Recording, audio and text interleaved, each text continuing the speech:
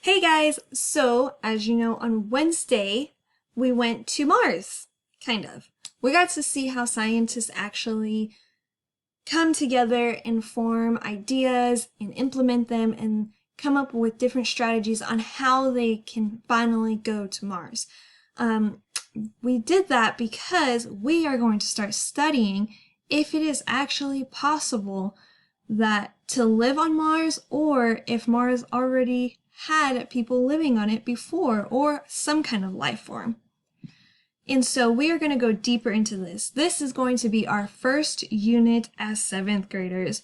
Woo! We're finally 7th graders! I know a lot of you in your About Me's said that you were really excited that you passed the 6th grade. So here we are, 7th graders learning about Mars. So the lesson is Geology on Mars, Lesson 1.1, Comparing Rocky Planets. Oh, why am I not going forward? There we go. So, activity 1, this is all going to be done on Amplify. Now, for this video, you don't have to have anything opened but this video.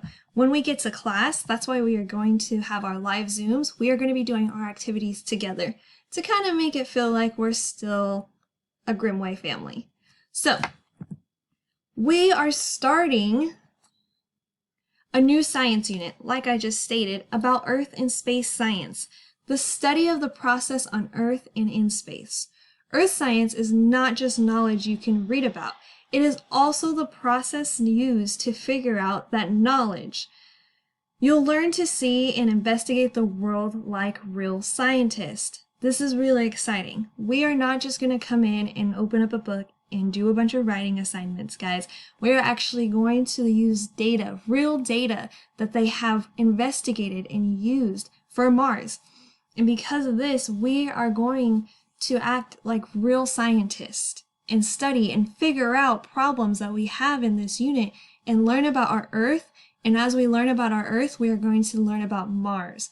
Because once we know something about Earth, if we can compare it and make connections, it'll be a lot easier for us to sit and say, maybe this is Mars. So a lot of people look at the sky and wonder if there is life beyond Earth, right? We've all talked about aliens. We've all seen movies about aliens. Today, scientists are using advanced tools to see if other planets could support life. You know, we need oxygen, so we have to think about that. Does Mars have oxygen? What else does Earth have that we need to survive?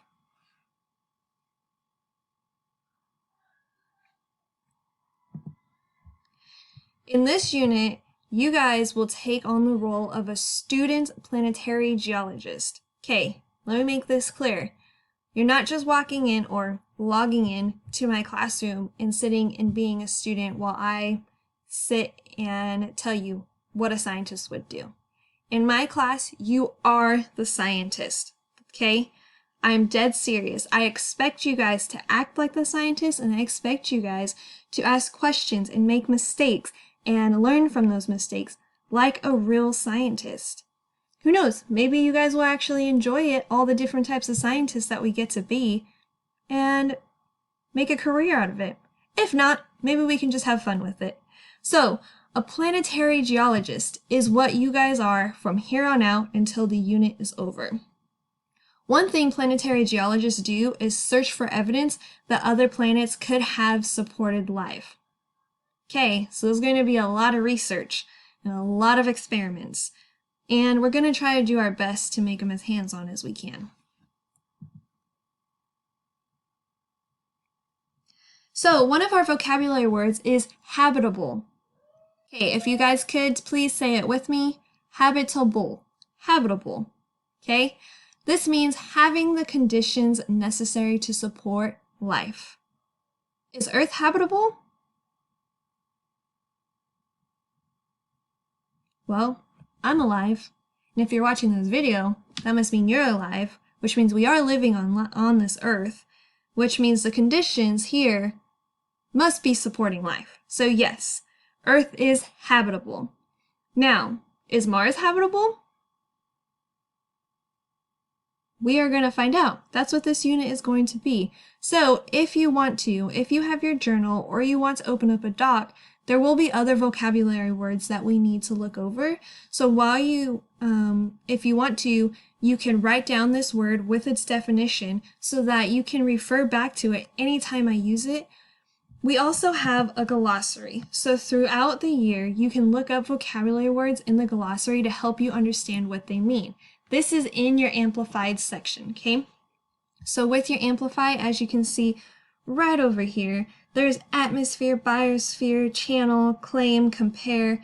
When you log on to Amplify, this glossary is there for you. If you need help finding it, I can always post a tutorial, or you can come to my tutoring hours at 2:30 every day, Monday through Thursday. I guess that's not every day because Friday's not there, but Monday through Thursday. All right, and there's different ways that you guys can search through this. So you can see right here, it tells you Geology on Mars glossary. So this is a glossary specifically for our unit. There's atmosphere, there's biosphere, there's channel. You're probably thinking, oh man, there's a lot of words that we're going to learn. But don't worry, we are going to use them so much that it's just going to become normal. So let's talk about our unit question. Our unit question is, how can we search for evidence that other planets were once habitable? So it's saying, if they're not habitable now, think about what habitable means. Okay, means that the planet could sustain life. So if it's not habitable now, was it habitable before? How can we search for evidence that other planets were once habitable? Can we go to them? Well, as we learned in our field trip, we haven't been to Mars yet, so we can't really go there. We've been to the moon, but that's not a planet. So how do we find the evidence? These are things that we're going to discover throughout this unit. So real scientists are currently looking for evidence of habitability on other planets, not just Mars. Taking on the role of a student planetary geologist will give us a chance to do some of the work real scientists do. Remember, as soon as you log in, guys, you are a scientist. You, right now, have taken on the role of a of a planetarian geologist. Okay, so we will use what we learned to answer this question. Note that the unit question refers to evidence that planets were once habitable. Scientists are interested in evidence that a planet that is not habitable now could have been habitable in the past, right? That's what I just said to you guys. It's just more wordy. All right, so let's talk about activity 2. There is a part of this that we are supposed to be doing together, and we will begin with this section when we meet together on Monday. But for now, let's talk about the next vocabulary word. Rocky planet. Rocky planet. Any planet with a solid surface, such as Earth or Mars. You guys should have learned in 6th grade that the outer shell of Earth is hard, right? We're standing on it right now. We build things on it. We can go outside and jump up and down, and it's not going to wiggle and jiggle. It's going to stay firm. That's why we also have earthquakes that crack it, right? Because it's solid. So this is another vocabulary word. If you want to add it, go ahead and pause the video if you have a doc or a journal that you are keeping track of these. Remember, there's also the glossary. So let's talk about our solar system.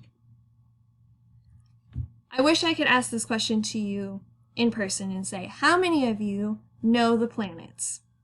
And you could tell me. You could also leave a comment telling me underneath this video.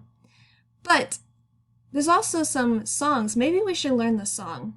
I'm going to have to learn the song so that we can go over it. Maybe we can do it as a class. So here's all of them. We have the Sun. We have Mercury, Venus, Earth, Mars, Jupiter, Saturn, Uranus, Neptune, and Pluto.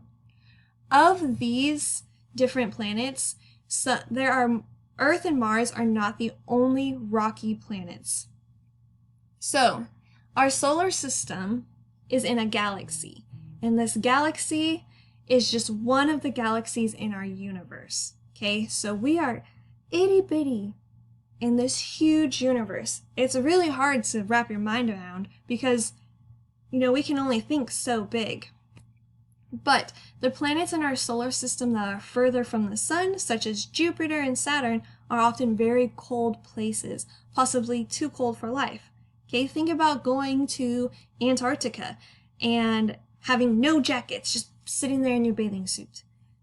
We would not survive. Now, all of Saturn, Uranus, Neptune, Pluto, Jupiter, they get really, really cold. So we wonder, how is it would it be possible for life to even survive there, even if they had giant jackets on? These planets are not made of rock. Instead, they are made of mostly gas and ice. So in this image, you can see right here, all your planets are shown in the correct order from the sun, but the size of the planets and the distance between the planets are not to scale, okay? So even though they're all evenly distributed in this picture, it's not necessarily real. Some are closer, some are farther. The sizes show you comparison to each other. As you can see, Earth is way bigger than Mars, but Jupiter is way bigger than Earth. And the sun, well, you see he's ginormous. So these are things to think about. We will learn more about scaling and all that as we go on through science. So, rocky planets. Earth is a rocky planet. Mars is a rocky planet. Rocky planets are good places to start looking for life beyond Earth. Why do you think that is? Take a second to think about it. Why would we think rocky planets are good places to start looking for life?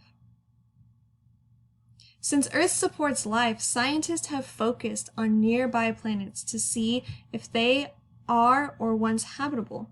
Think about it. The Earth is a perfect distance away from the sun to where it's not too hot and it's not too cold. If, we have found ways to go to the really cold areas like jackets and pants. So it's smart for scientists to think, hey, let's look around Earth so that we don't go too far out, so we don't have to worry about it being too cold, but we don't want to get too close to the Earth because we think sunburns are bad. Imagine getting too close to the actual sun. Whew! Don't want to be there. So, Mercury, Venus, and Mars are similar to Earth. In some important ways, they are close to the sun and made of solid rock. This image shows their relative sizes. Earth is the largest of the four. Look at that thing. That thing is huge, right? Okay, so Venus is in close second. But remember, if you ain't in first, you're last. Some of you will understand that quote. If not, I'm totally just kidding. There's no competition here. So in Earth is the largest. Then we have Venus, Mercury, and Mars. I'm going to go back real fast. I want you to look. We have Earth, Venus, Mercury, and Mars. All the rocky planets are right next to each other. So these are the ones that we are studying to see if they are habitable or if they were habitable at some point. So we will investigate this question. This is the question I want you guys to really focus about. I want you guys to think about this. When you're laying your little heads down tonight to go to sleep, I want you to be spinning your wheels and thinking, how does our understanding of Earth help us learn about other rocky planets? So if I'm studying Earth, why would that help me to know what's going on with Mars or Mercury or Venus? So I want you guys to think about that. I'm not going to tell you the answer. I just want you to think about it, and on Monday I will be asking this question again. I will be asking this question a lot. So activity 3.